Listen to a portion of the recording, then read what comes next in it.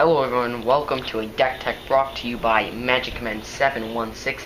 Today we will be looking at my black-red deck. I am Hayden, and here it is. As we start in with our creatures here, we have Young Pyromancer. We have a playset of those of 4, and which is a uncommon from M14, which is a 2-drop for a 2/1 creature. Right there it doesn't sound too good, but when you look at what it is whenever you cast an instant or sorcery spell of any color, put a 1/1 red elemental creature token onto the battlefield, which I think is a great deal. It's a pretty cheap card. You can get that for a cheap cost, so I would recommend you get that card for this deck.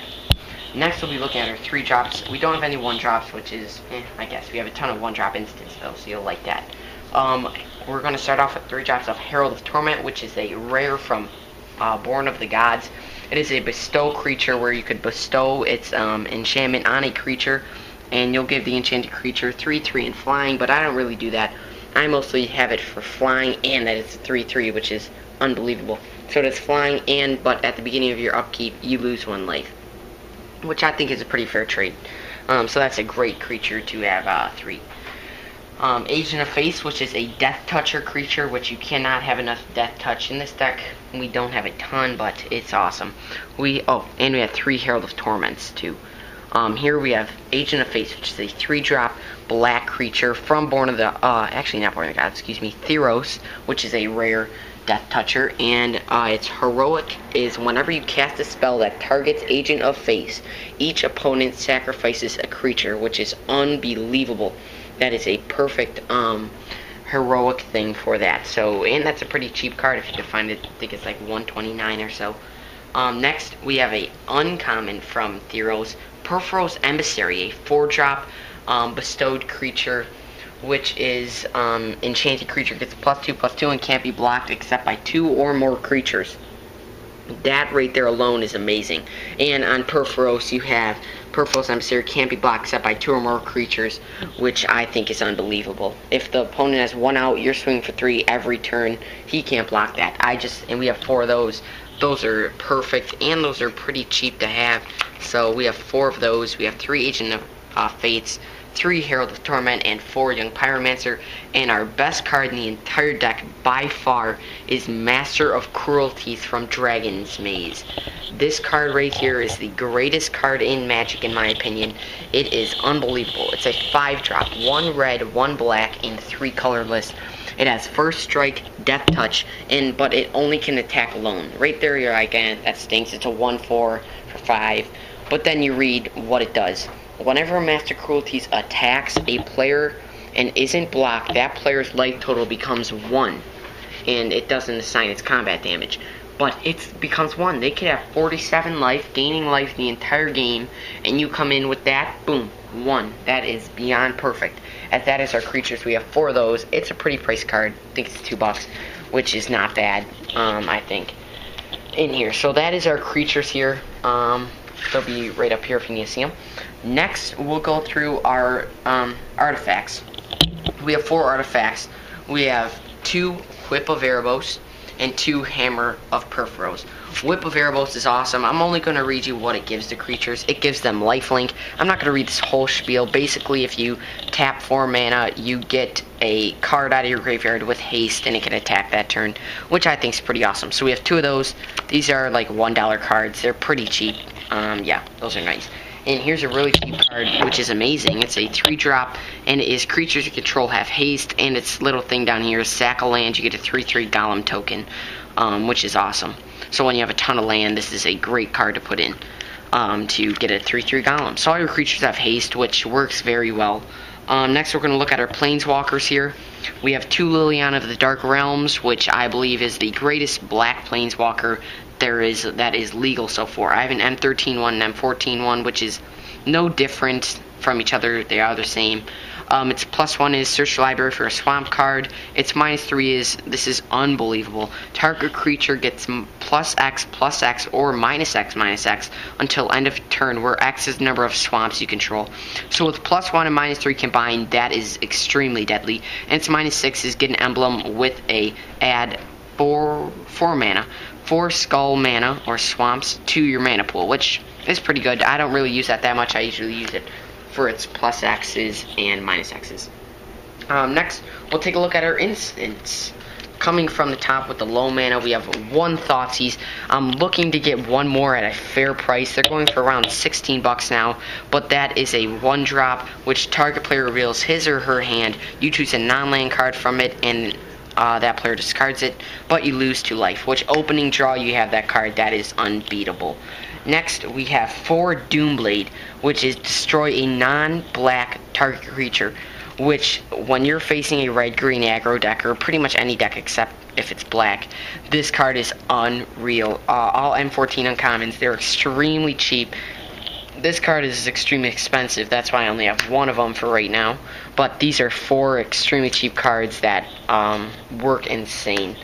Next, I believe we have 4 Searing Blood, which deal 2 damage to a target creature and 3 to its controller, which is unbelievable too. If you have this paired up with Master Cruelties, even the same turn, if you have enough mana, you could zap that creature or a creature on the board that's tapped, 2 damage and 3 to the opponent to finish off the game. I've done that so many times.